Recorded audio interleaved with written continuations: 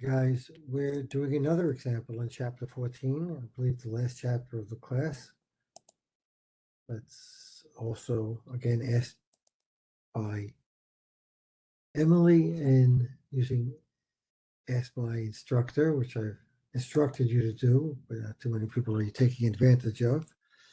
Here's the example, chapter 14, comparing two means, similar to the previous example, but with a couple of small changes that's worth looking at. So we want to compare two neighborhoods, and we take a random sample of 6 houses from each neighborhood and find their ages. So again, this will turn out to be an example of a two-sample independent t-test is what you're supposed to do. Look at the data. These are the 12 numbers, 6 in each group. And again, this number here is not matched up with this number, it just happens to be a random order. Let's open it in StatCrunch. Let's look at this. Now, the hypothesis, like we saw, well, for other examples, it's mu1 minus mu2 equals 0, which is another way of saying that the two averages are equal to each other to bring us to the other side of the equation.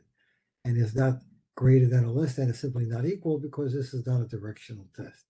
Compute the t-statistics. Well, that's easy. They're telling us which order they wanted it.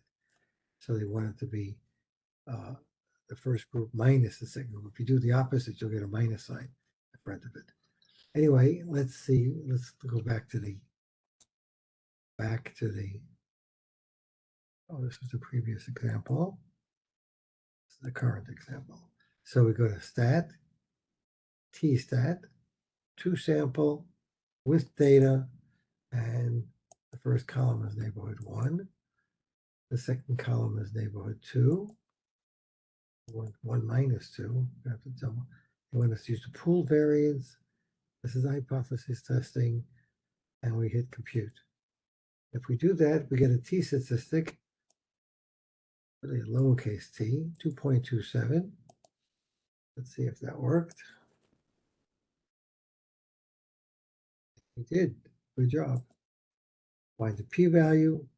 That's also there. It's 0.046, so it is small, which means it might be significant. We have to double check what the threshold is. Control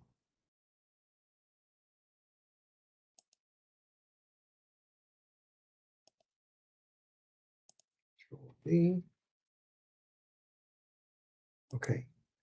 Now, take the conclusion. Remember, alpha is 0.05. We're willing to make a 5% type 1 error.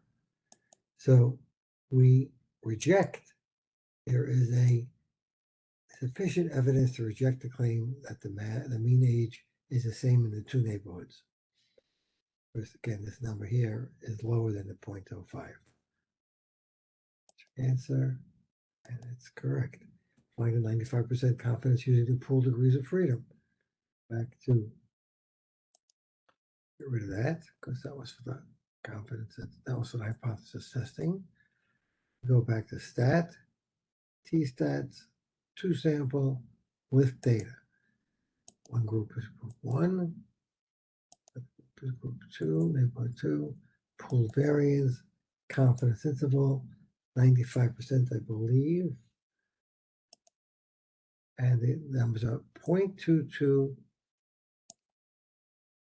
Copy. And the upper end of the interval is 20. Whoa, it's pretty far apart. C.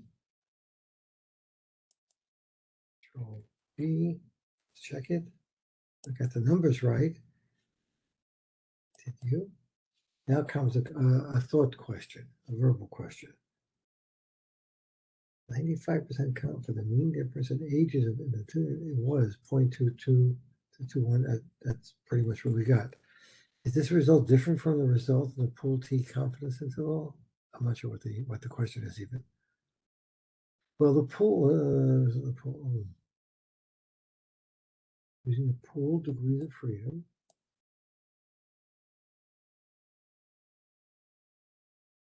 Because this first one they're giving you is without the pooled. And it turns out they're very similar. So the answer is yes, they are similar. And the reason is because the standard deviations are close. If the two standard deviations, let's go back to the data to see that. Here's the trick. If the standard deviation of the two groups is similar, then the pooled and the not pooled will be very similar. So let's see the standard deviation here. We go to stat, summary stat of the two columns. We go here and then shift. We want the standard deviation, but let's do all of them.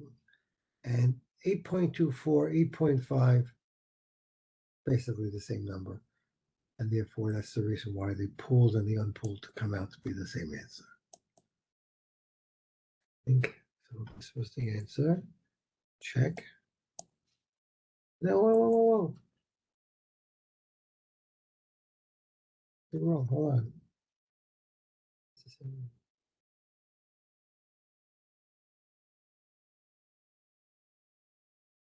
Oh, is it different? Sorry, negative. No, it's not different. It's the same because the standard deviations are the same. Oh, they fooled me. Okay. I'll wait down here. I hope this helped.